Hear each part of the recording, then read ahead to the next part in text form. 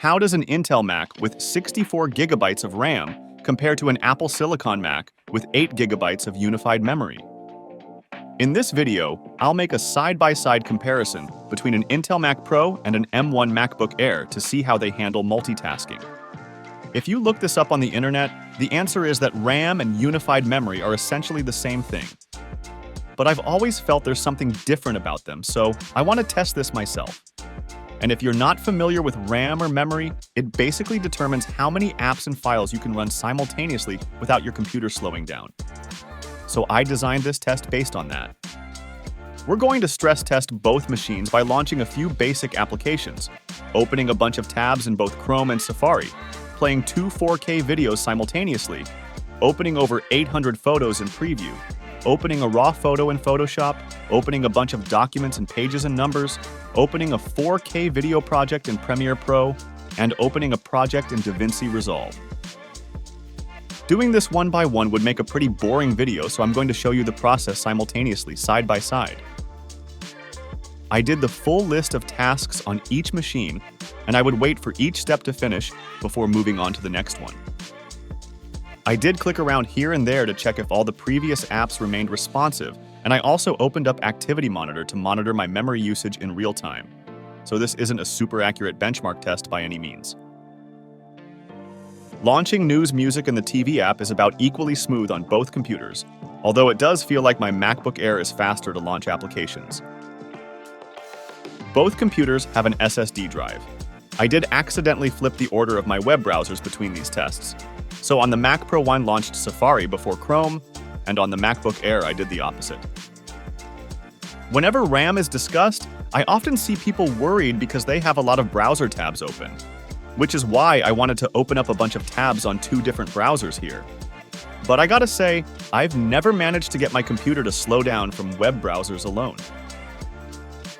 Maybe that's because I keep my open tabs at a relatively small number, or maybe it's the websites that I use. But this has never been an issue for me. Alright, so at this point I have two 4K videos playing on my MacBook Air, and I think this is when the Mac Pro started showing some signs of slowing down.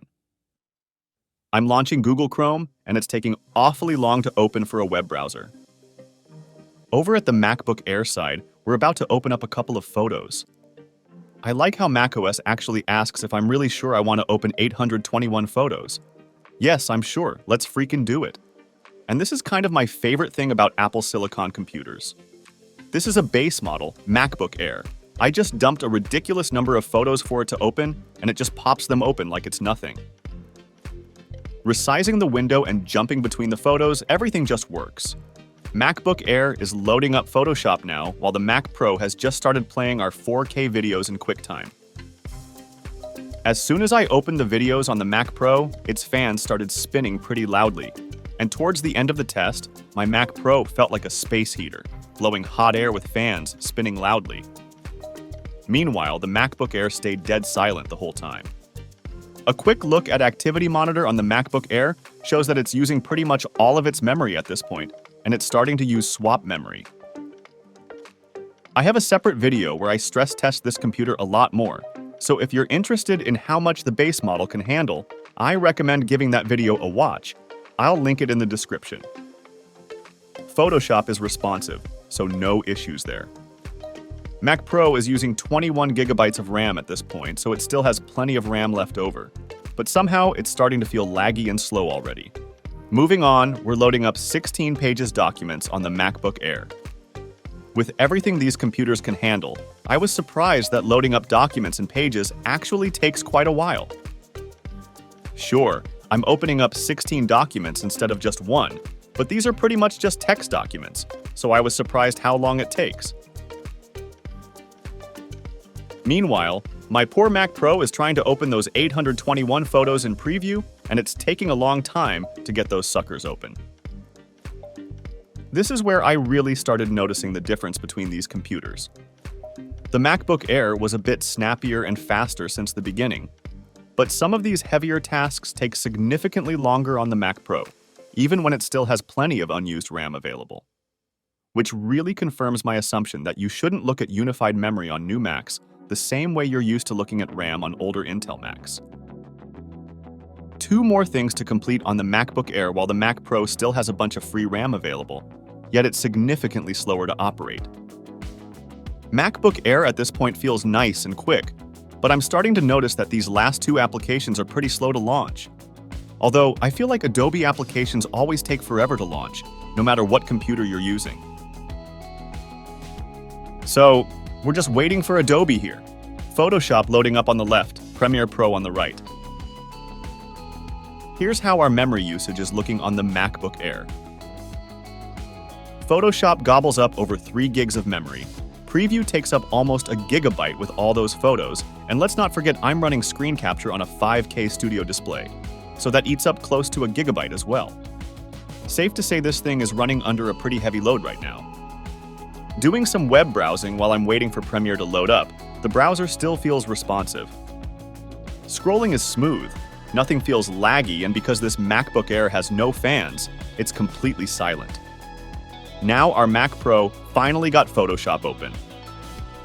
Launching applications on this Mac Pro is super slow at this point, but I gotta say, making any adjustments and editing this raw photo in Photoshop is very responsive and smooth.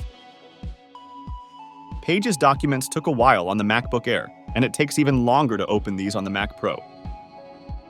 Meanwhile, we finally have Premiere Pro open on the MacBook Air.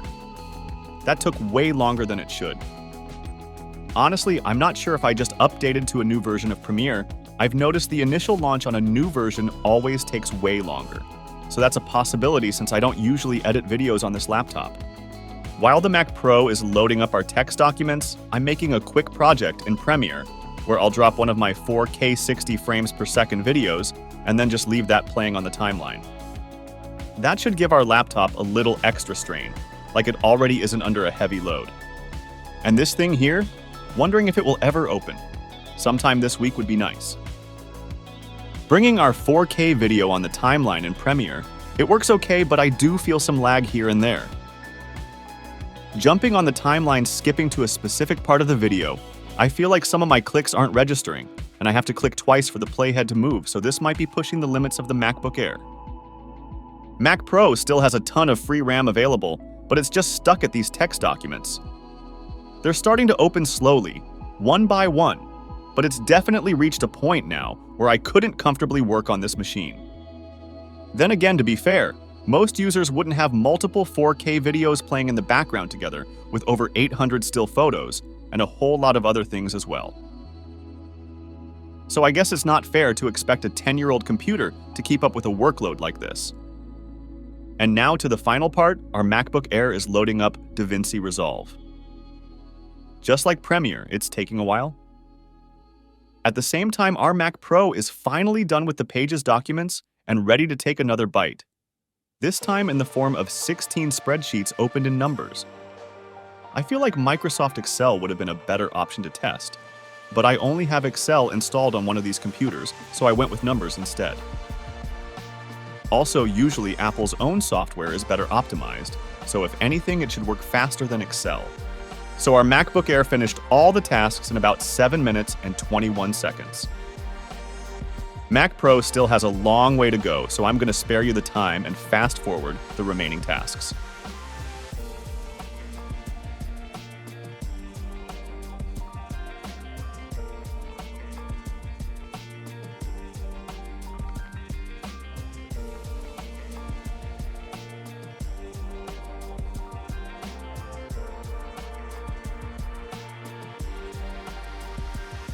And we're done. Almost 15 minutes to complete the tasks on the Mac Pro, so it took about twice as long compared to the MacBook Air.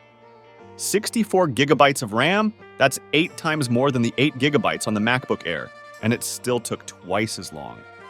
What's even more crazy? This Mac Pro cost $8,000 when it was purchased new.